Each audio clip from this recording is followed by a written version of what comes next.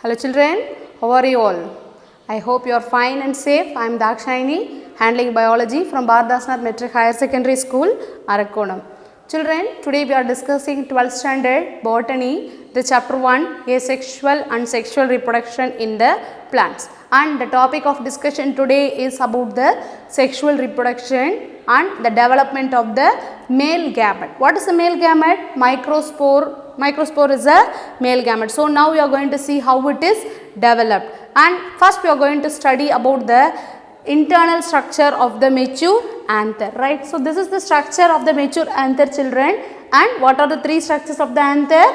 Anther wall, anther cavity and anther, and middle we see the connectives, right? So these are all the three parts. And now let us study about the functions of each and every part.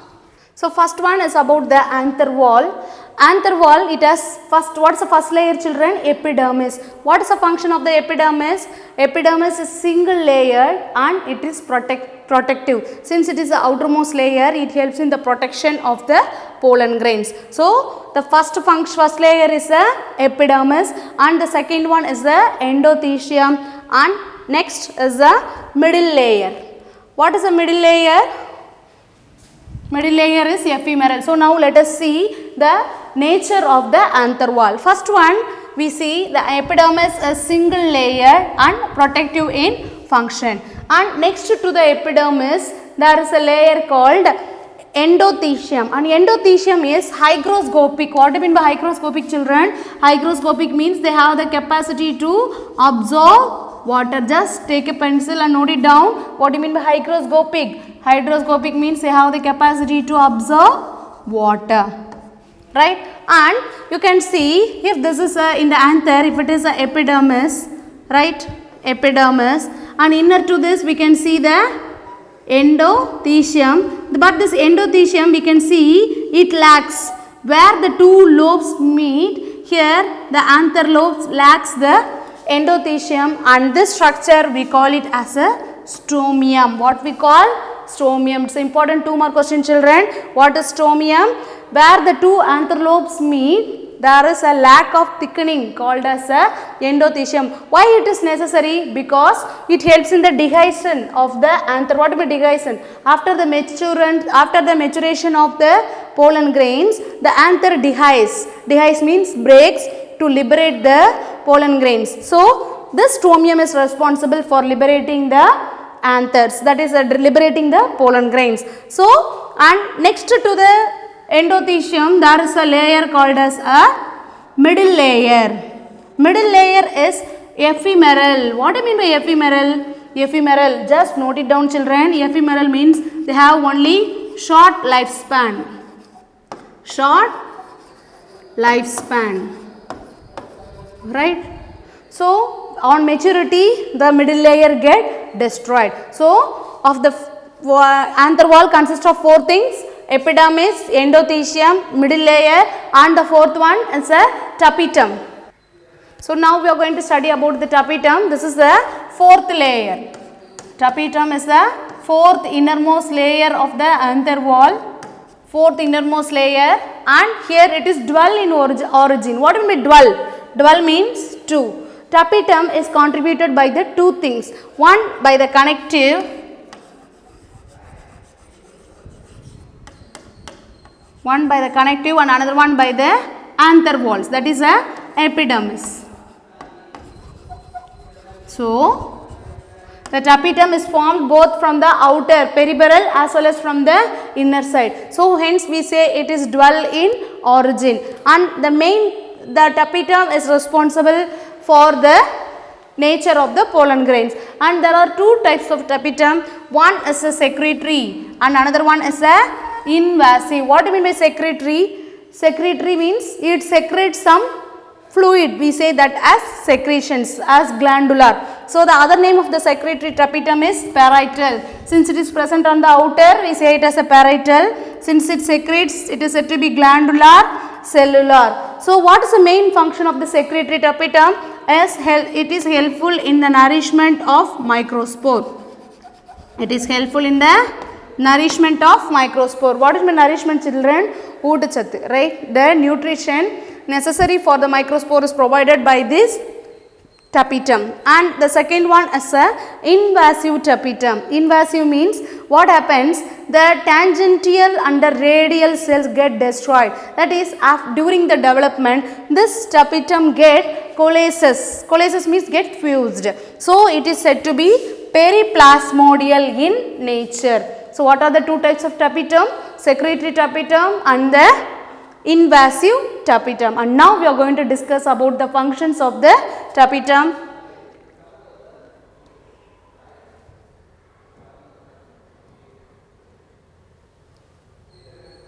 So functions of the tapetum, first it provides a nutrition. I told you secretory tapetum provides nutrition. The things, carbohydrates, everything necessary for the pollen grains are supplied by this tapetum. And then next is contribution of the sporopollenin. What is sporopollenin, children? Outside the pollen grain, right? Pollen grain is covered by the structure called sporopollenin, which gives a hard surface for the exine. We know pollen grains is made of two structures, exine and the intine. So it is secreted by the obist bodies. What do you mean by obist bodies?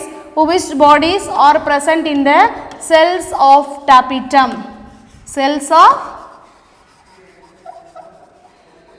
tapetum, which secretes sporopollenin and responsible for the pollen wall formation. Pollen wall is a exine. And next one, pollen kit. Pollen kit is the main thing which is responsible for the attraction of the insects, and that is also formed by the, is produced by the tapetum. And next one, exine proteins, right? Rejection reaction, right?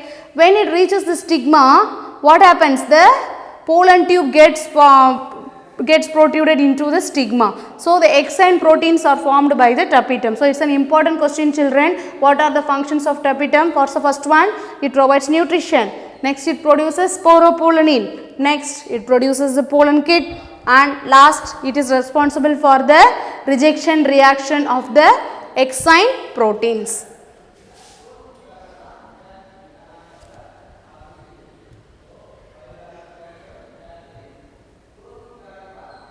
And now we are going to study, till now we studied about the anther wall, about the epidermis, endothecium, middle layer, tapetum and the functions of the tapetum. And now we are going to study about the anther cavity, the cavity which is present inside the anther. For example, if the anther is like this,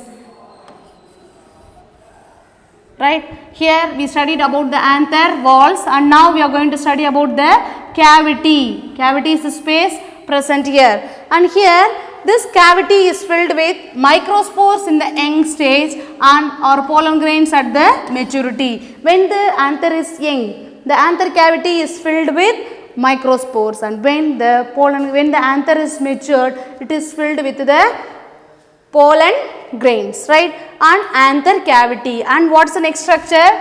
The structure which is present here, connective. Right, the third structure is a connective. Connective tissue is sterile. Sterile means what? Not necessary for reproduction, right? And here it is surrounded by anther lobe and it contributes to the tapetum, right? It produces some cells which is responsible for the formation of the tapetum. So these are all the three things, children. We studied about the mature anther, we discussed about the anther wall, next about the anther cavity, and the third structure, connective.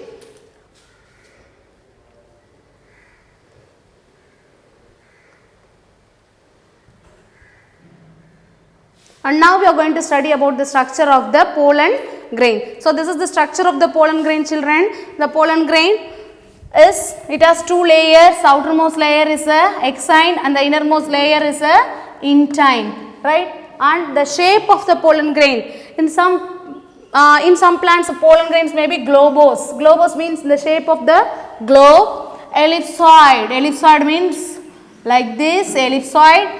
And fusiform, fused, lobe, angular or crescent shape, in the moon shape, right? So the shape of the pollen may vary from plant to plant, and the size of the pollen, the minimum size of the pollen is 10 micrometers and the larger size of the maximum size is a 200. So 10 to 200. And the example of it's an important NEET question, children. Note it down. What is the size of the Myosotis? Myosotis is nothing, is a mouse-eared crust, right? So Myosotis is 10 micrometers. And Cucurbitaceae, cucumber family, right?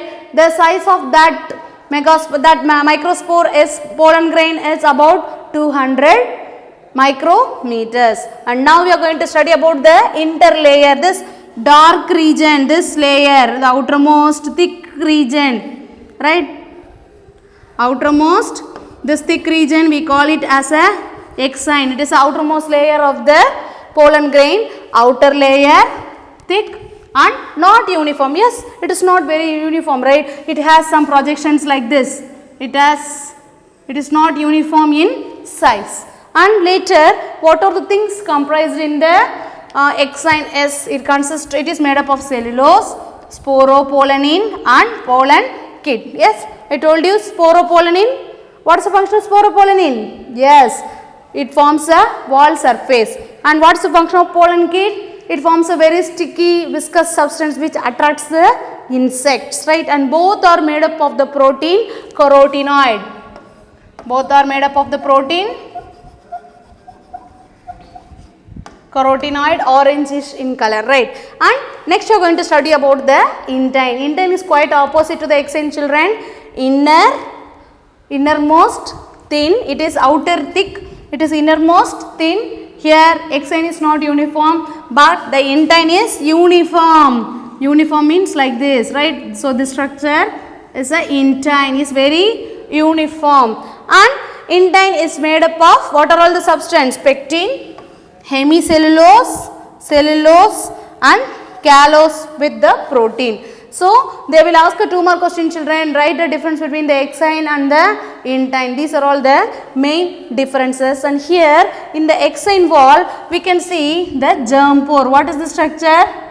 It is a germ pore from which the pollen tube emerges, and it consists of 2 nucleus. One is a vegetative nucleus and another one is a generative nucleus. Generative nucleus, at the time of maturity, it forms 2 male gametes. It becomes 2 male gametes. So this is about the structure of the pollen grain, children. So children, now we are going to see the functions of the sporopollenin and the pollen kit. So already we have discussed. So what is the function of sporopollenin? It gives resistance. The pollen grain has to bear a very high temperature, force of the wind, everything. That resistance is given by the sporopollenin. So it provides resistance to physical and biological decomposition, and also it helps to withstand high temperature, right? And very strong acid, alkali and enzyme action. So the protection of the pollen grain is provided by the sporopollenin. The acidic changes, the temperature changes, everything can be withstand and overcome with the help of this pollen, sporopollenin. And next one is a pollen kit. They are made up of the proteins called carotenoid. It is a viscous. Viscous means what? Jelly like substance, right? Coating over the pollen surface. It is found over the surface of the pollen grain, and the main function of it to attracts the insects. It attracts the insects and it protects the pollen grain from the UV radiation. So what are the functions of sporopollenin and pollen kit? It's an important question, children.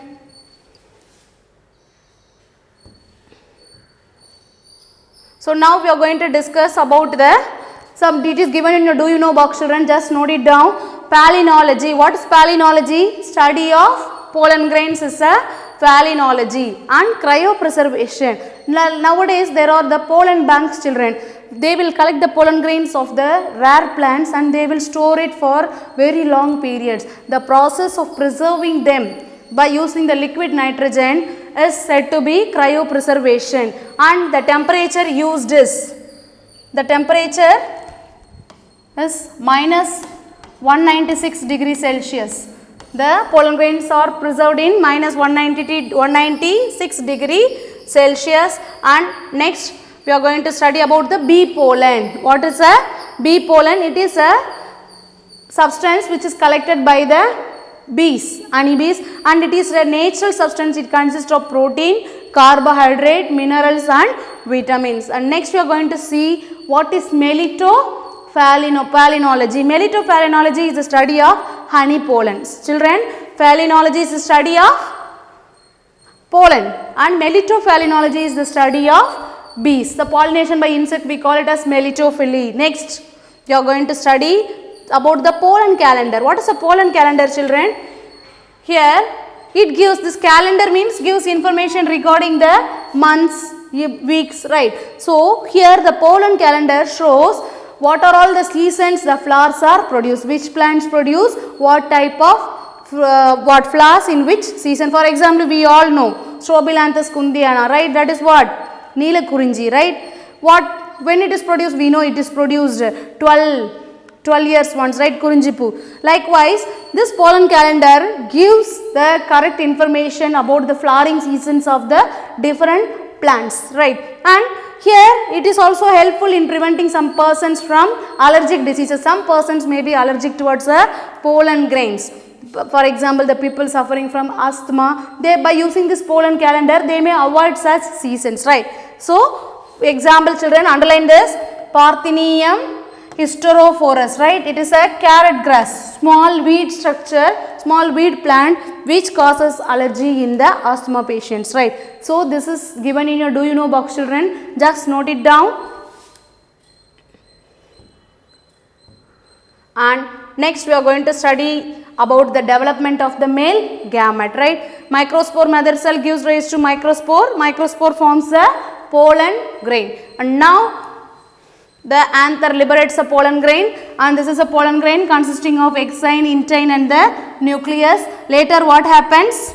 The cell division in the nucleus takes place, and now this pollen grain undergo the cell division and it is converted into two haploid cells. It becomes two cells, right? Two cell stage. The larger portion is the vegetative cell and the smaller portion is the generative cell. And later what happens? In the exine we saw the germ pore, right? Through the germ pore the pollen tube emerges, and on reaching the stigma only this process takes place. After reaching the stigma, the exine absorbs the water, the moisture from the stigma, and it breaks and the pollen tube is formed out, right? Pollen tube emerges, and what happens? This tube, generative nucleus get divided into two male gametes. So, this is how the male gamete is formed in the from the pollen grain. So, what are all the things we discussed, children? We discussed about the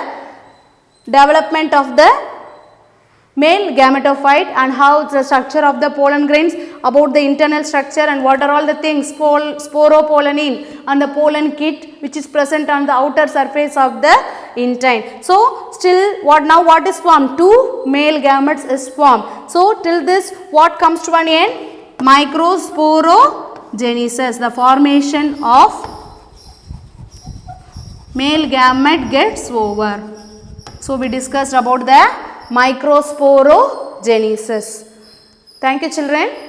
So, along with this we have attached the study material, assessment and the question bank for this lesson. Go through it, practice a diagram, children. This in neat portions, in neat questions, the reproduction chapter carries more marks. So, pay more attention to these topics, practice the diagrams well, go through the self evaluation, and with this the session comes to an end, children. Thank you. Have a nice day.